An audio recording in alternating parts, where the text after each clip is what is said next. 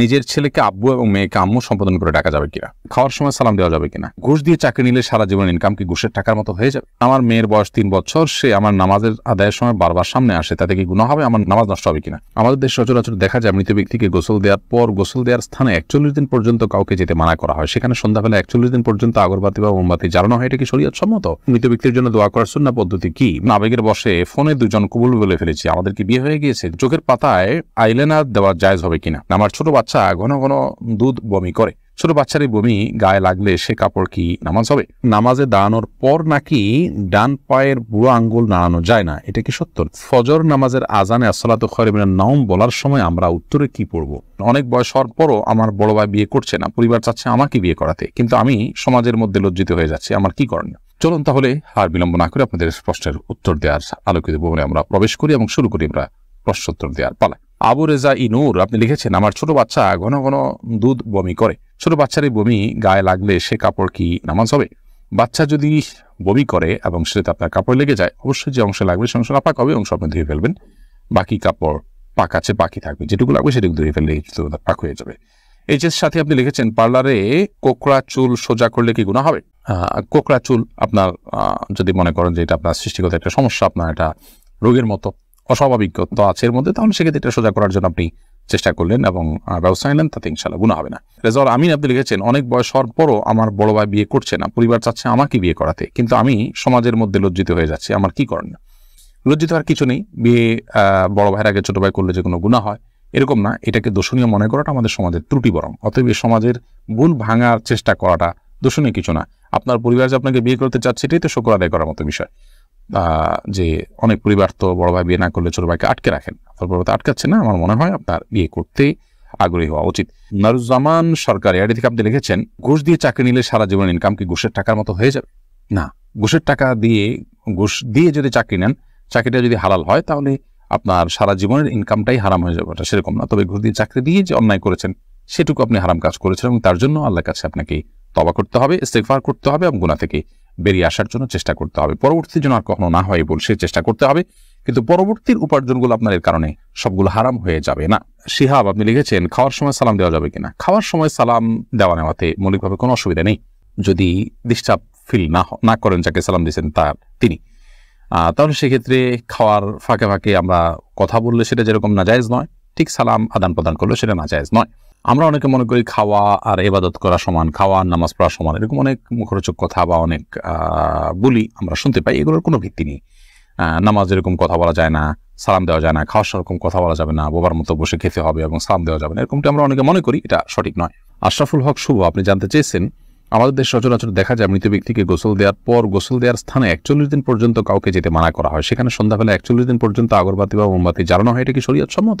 কোনো জায়গায় মৃত ব্যক্তিকে গোসল দেওয়া হলে সেখানে এই প্রথাটি আমাদের সমাজে অনেক ক্ষেত্রেই প্রচলিত আছে, যে আগরবাতি বা মোমবাতি ইত্যাদি সেখানে আপনার জ্বালানো হয় এবং সন্ধ্যাবেলা 41 দিন পর্যন্ত এই কাজটি করা হয়, কেউ সেখানে যেতে চাইলে নিষেধ করা হয়। এটি সম্পূর্ণ কুসংস্কার এবং এ ধরনের বিশ্বাসগুলো শিরকি বিশ্বাস, কুসংস্কারচ্ছন্ন বিশ্বাস, এর বেশিরভাগই এসছে হিন্দু সমাজ থেকে। একজন মুসলমানের এই সমস্ত কুসংস্কারকে বর্জন করা উচিত। যেখানে গোসল দেওয়া হবে সে জায়গার বিশেষ কোনো বিধান নাই, সেটা অন্য 10টা জায়গার মতোই একটি জায়গা।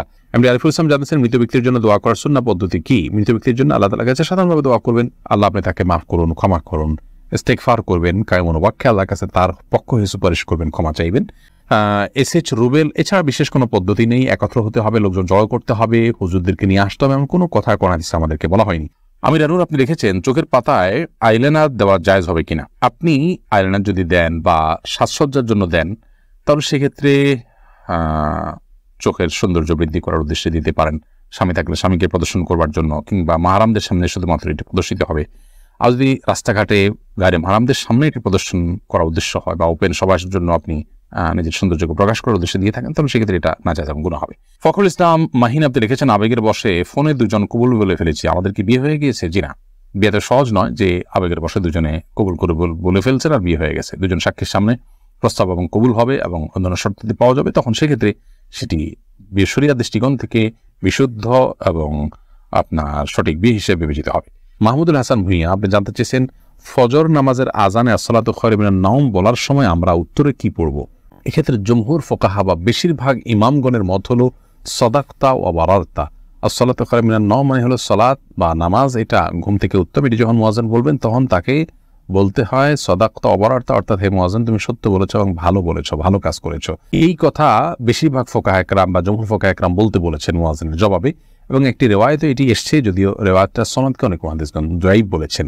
আর এই কারণে অন্য একদল উলামা ইকরাম বলেন যে আসসালাতু খায়রুম মিনান নাওম যখন বলবো আমরা, মুয়াজ্জিন যখন আসসালাতু খায়রুম মিনান নাওম বলবে আমরাও আসসালাতু খায়রুম মিনান নাওম বলবো। এর কারণ হলো যে আসসালাতু খায়রুম মিনান নাওম এই বাক্যটি মুয়াজ্জিনের বাক্য, আর এক্ষেত্রে নবী আলাইহিস সালামের সাধারণ যে নির্দেশনা বুখারী মুসলিমে আসছে যে ফাকুলু মিসলা মা ইয়াকুল ইযা সামি'তুমুন নিদা, যখন তোমরা মুয়াজ্জিনের আযান শুনবে ফাকুলু মিসলা মা ইয়াকুল মুয়াজ্জিন, তখন মুয়াজ্জিন যা বলবে হুবহু তোমরা তা বলো। শুধুমাত্র হাইয়া আলাস সালাহ হাইয়া আল ফালাহর মধ্যে নবী আলাইহিস সালাম ওই হাদিসে লা হাওলা ওয়া কুওয়াতা ইল্লা বিল্লাহ বলতে বলেছেন। অতএব দুইটা বাদে বাকি সবগুলোতেই ওই হাদিসের সাধারণ যে নির্দেশনা সেটা অনুযায়ী আসসালাতু খায়রুম মিনান নাওম শুনলে আসসালাতু খায়রুম মিনান নাওম অর্থাৎ হুবহু এটা অনুকরণ করার নির্দেশনা দিয়ে থাকেন। এসেছে রুবেল, আপনি জানতে চেয়েছেন আইডি থেকে নামাজে দাঁড়ানোর পর নাকি ডান পায়ের বুড়ো আঙ্গুল নাড়ানো যায় না, এটা কি সত্য? না, এরকম কোনো কথা আমাদের জানা নেই, প্রয়োজন হলে নাড়ানো যেতে পারে। সামি আপনি লিখেছেন মনের মধ্যে খারাপ চিন্তা আসলে কি করণীয়? মনের মধ্যে খারাপ চিন্তা যদি আসে তাহলে সেক্ষেত্রে প্রথমত সেখান থেকে নিজেকে সরাবার জন্য আপনার চেষ্টা করা।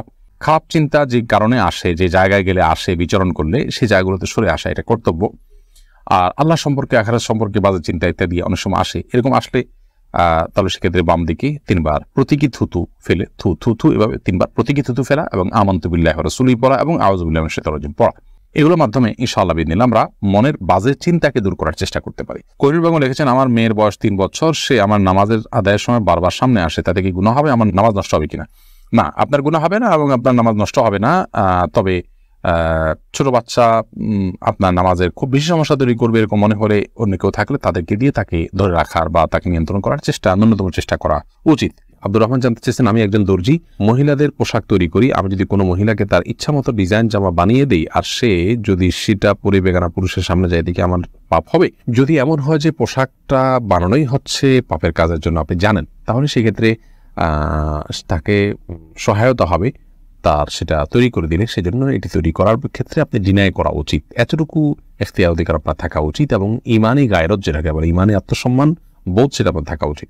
আর যদি এই লেভেলের সমস্যা না হয়, বরং এটা তিনি বাসায় পড়তে পারেন, তার স্বামীর সামনে পড়তে পারেন, বাহিরে পড়তে পারেন, কি করবেন আপনি জানেন না, তাহলে আপনি খুঁচিয়ে তাকে জিজ্ঞেস করার কোনো প্রয়োজন নেই এবং এর কারণে আপনার গুনাহ হবে না। তিনি যদি এটাকে অন্যায় কাজে ব্যবহার করেন ইনশাআল্লাহ আপনার গুনাহ হবে না। হাবিব আপনার প্রশ্নটি আপনি লিখেছেন নিজের ছেলেকে আব্বু এবং মেয়েকে আম্মু সম্বোধন করে ডাকা যাবে কিনা? স্নেহের জায়গা থেকে বা মমতা করে তাদেরকে আব্বু বা আম্মু ডাকতে কোনো অসুবিধা নেই।